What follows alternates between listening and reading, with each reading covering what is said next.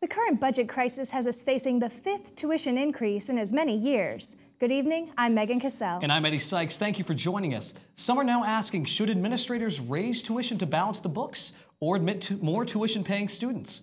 Now, Joelle Kaplan joins us live in the studio. Joelle, what are the numbers showing us? Eddie, two numbers that are very important are 82 and 18. There's a cap on out-of-state admission, meaning UNC is prohibited from allowing more than 18% of any incoming class to be out-of-state students, even though those students pay significantly more tuition than in-state students do. Student body president Hogan Medlin doesn't have to worry about the cap because he's from North Carolina. But even he's unsure where the limit came from in the first place. It seems somewhat arbitrary, but at the same time, I'm sure someone knew what they were doing when they instigated it. Again, this is a long time policy of the university. It's not something that's new.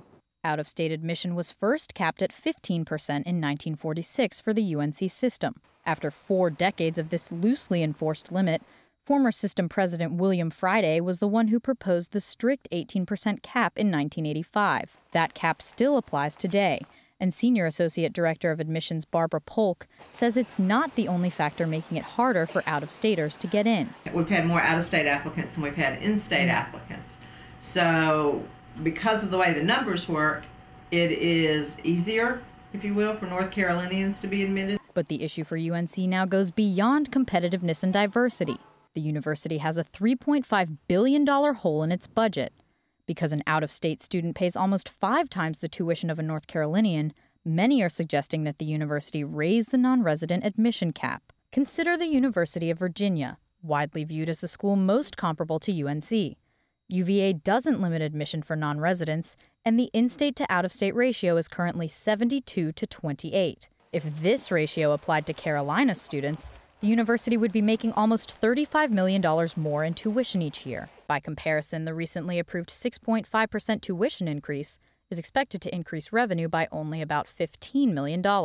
Medlin knows more non-residents mean more money, but he doesn't foresee a change in the policy.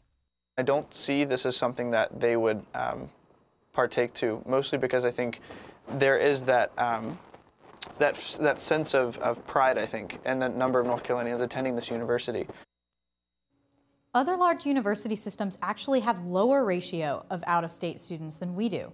Eddie, the cap in California is 10%. Wow. Well, Joelle, what would it take for there to be a change in the ratio here in North Carolina?